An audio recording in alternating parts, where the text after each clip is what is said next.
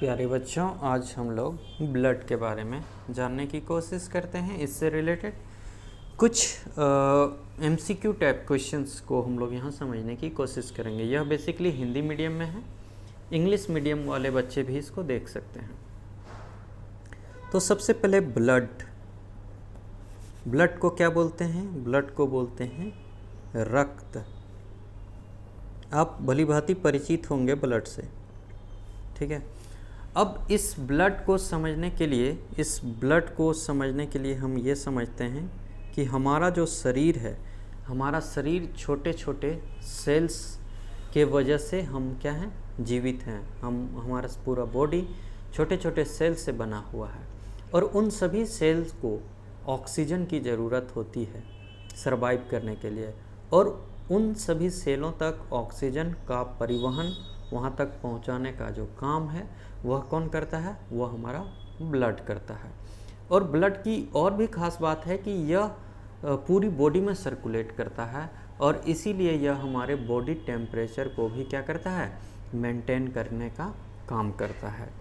तो ब्लड के कार्य अगर पूछा जाए तो बॉडी के ताप को, मतलब शरीर के ताप को नियंत्रण करता है, पोषक पदार्थों का परिवहन भी करता है। तो मैं लिखते चलता हूँ यहाँ पे। सबसे पहले तो यह क्या कर रहा है? यह कर रहा है ताप नियंत्रण का कार्य। ताप नियंत्रण बॉडी टेम्परेचर को मेंटेन करने का काम करता है। और साथ ही साथ पोषक पदार्थ क्या बोलेंगे? पोषक पदार्थ में जैसे हमारे मिनरल्स हो गए, विटामिन्स हो गए, वो सारे जो हमारा बॉडी, हम जब फूड खाते हैं तो उससे जो एनर्जी मिलती है, तो वो एनर्जी सारे सेल्स को पहुंचाने का जो कार्य है वह भी कौन करता है? ब्लड ही करता है। और साथ ही साथ गैसों का भी परिवहन करता है। गैसों का परिवहन भी करता है ब्लड।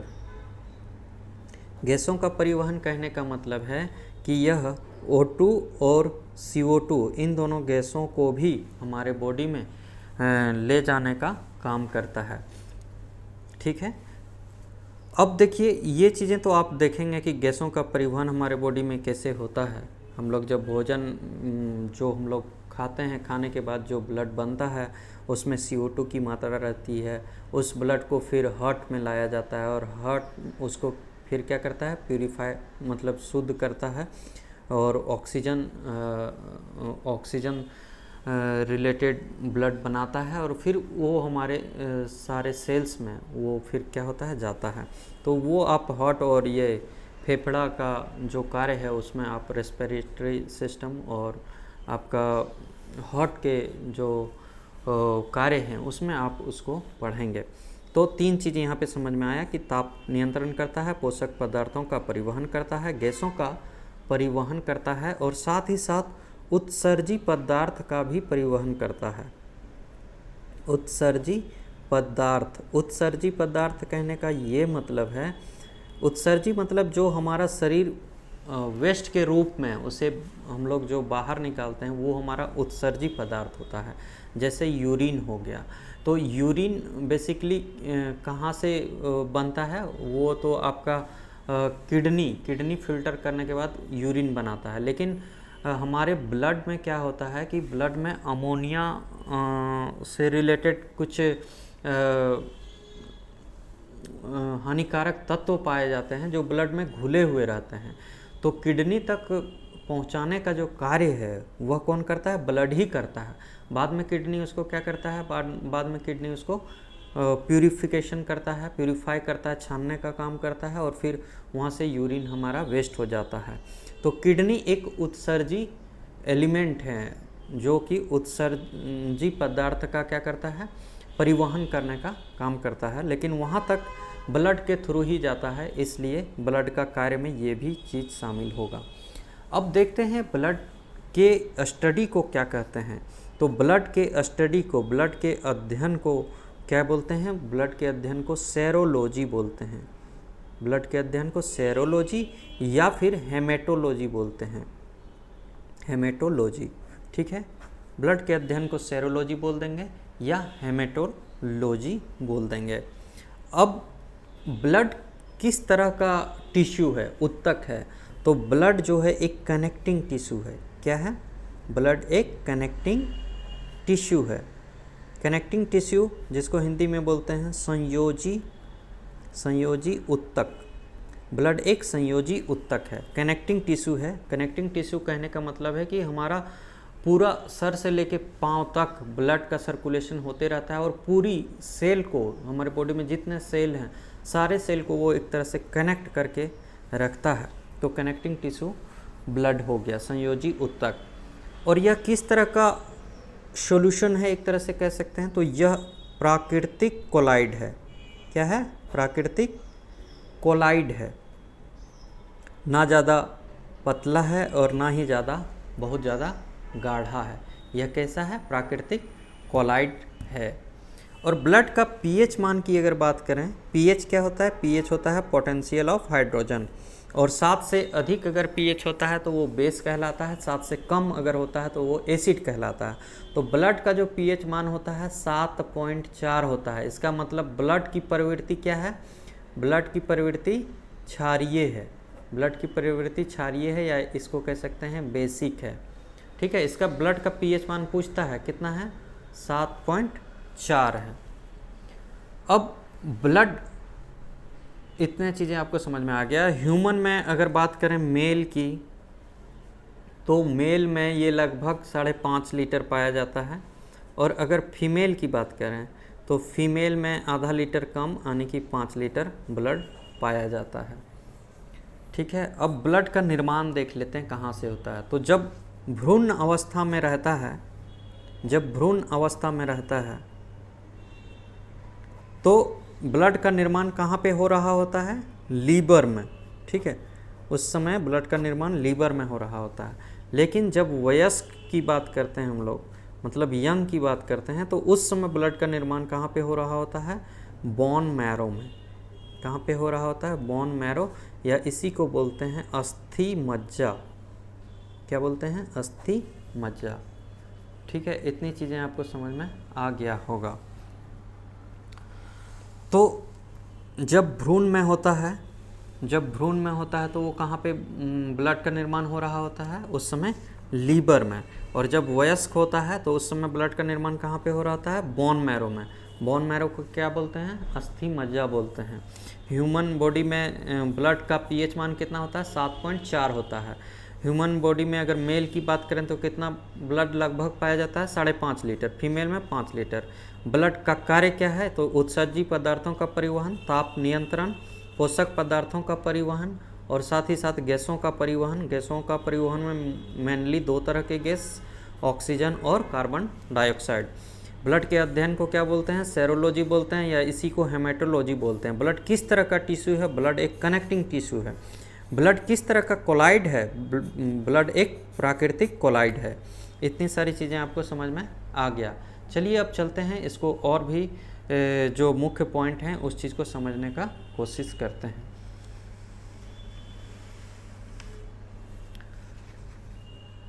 अब देखिए, फिर से मैं यहाँ ब्लड लिख रहा हूँ।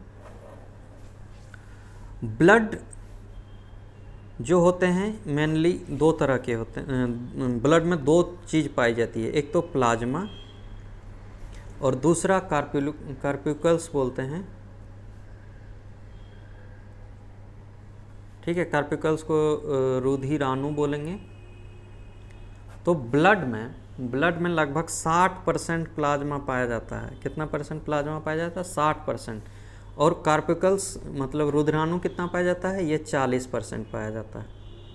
40 और 60 मिलके 60%, 100% हो गया ब्लड।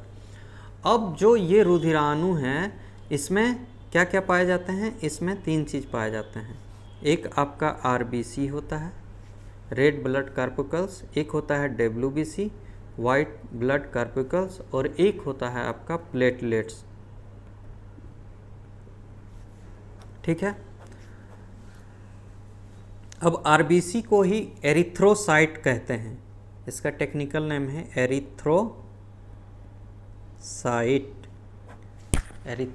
और डब्ल्यूबीसी को क्या बोलते हैं? डब्ल्यूबीसी को बोलते हैं ल्यूकोसाइट। और प्लेटलेट्स को क्या बोलते हैं? प्लेटलेट्स को बोलते हैं थ्रोम्बोसाइट। क्या बोलते हैं? थ्रोम्बोसाइट। तो आपको ये पूछा जा सकता है कि ल्यूकोसाइट किसको बोलते हैं? तो डब्ल्यूबीसी को बोलते हैं। आरबीसी को क्या बोलते हैं? एरिथ्रोसाइट बोलते हैं। और प्लेटलेट्स को क्या बोलते हैं? प्लेटलेट्स को बोलते हैं हम लोग थ्रोम्बोसाइट। अब यहाँ पे देखिए डब्ल्यूबीसी का मेन काम आपसे पूछा जा सकता है। तो डब्ल्यूबीसी श्वेत रक्त कणिकाएं बोलते हैं, इसको लाल रक्त कणिकाएं बोलते हैं, ये आपका बिंबाणु कहलाता है।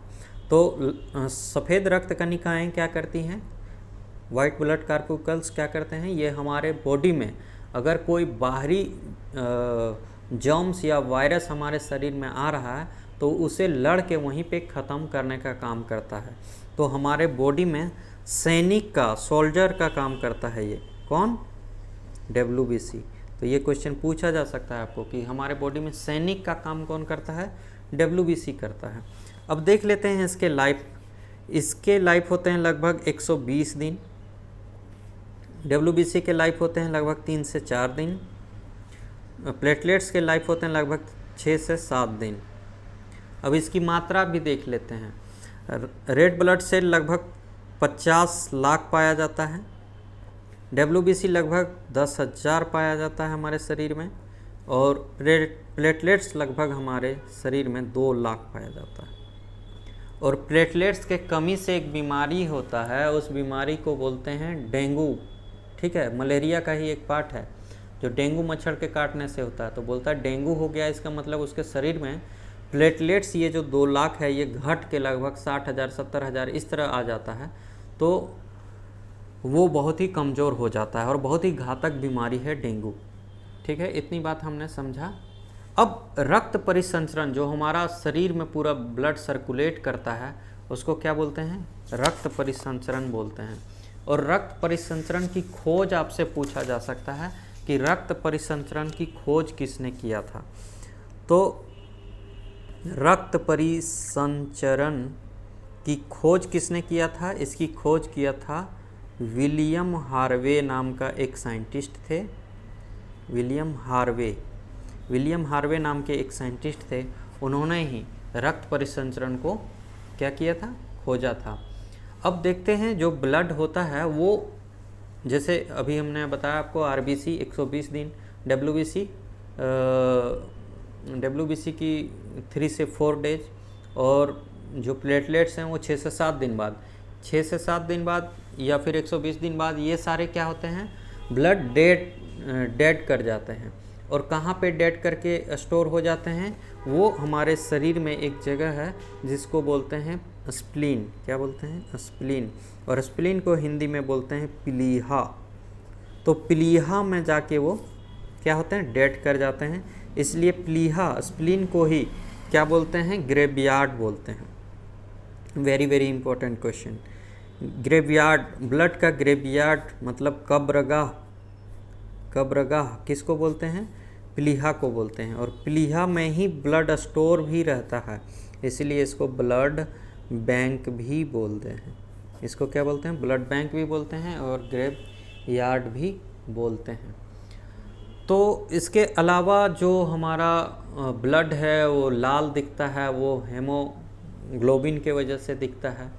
हेमोग्लोबिन में क्या पाया जाता है? हेमोग्लोबिन में बेसिकली एक तत्व पाया जाता है जिसको बोलते हैं आयरन।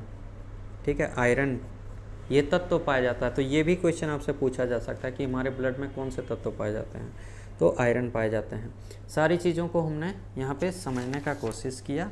एक बार फिर से इसको देख लीजिए। ब्लड 60% प्लाज्मा, 40% कार्पिकल्स जिसको रुद्राणु बोलेंगे। कार्पिकल्स जो रुद्राणु होते हैं वो आरबीसी, डब्ल्यूबीसी और प्लेटलेट्स में बढ़ जाते हैं। आरबीसी का जो टेक्निकल नाम है एरिथ्रोसाइट है, डब्ल्यूबीसी का ल्यूकोसाइट, प्लेटलेट्स को थ्रोम्बोसाइट बोलते हैं। आरबीसी की लाइफ लगभग 120 दिन, डब्ल्यूबीसी की लगभग 3 से 4 दिन, प्लेटलेट्स की लगभग 6 से 7 दिन। ठीक है, डब्ल्यूबीसी को क्या बोलते हैं? हमारे शरीर का रक्षक भी बोलते हैं। लगभग 10,000 पाया जाता है, प्लेटलेट्स 2 लाख और ये 50 लाख। इसके अलावा हमने क्या पढ़ा? रक्त परिसंचरण की खोज किसने किया था? विलियम हार्वे साइंटिस्ट थे, उन्होंने किया था। और रक्त कहाँ पे जाके डेथ करता है, तो स्प्लीन में, प्लीहा में जाके, तो इसको ग्रेवयार्ड बोलते हैं। और यहीं पे ब्लड जमा भी रहता है, इसलिए इसको ब्लड बैंक भी बोलते हैं। ब्लड में कौन सा तत्व पाया जाता है, तो आयरन पाया जाता है। ठीक है, आयरन पाया जाता है।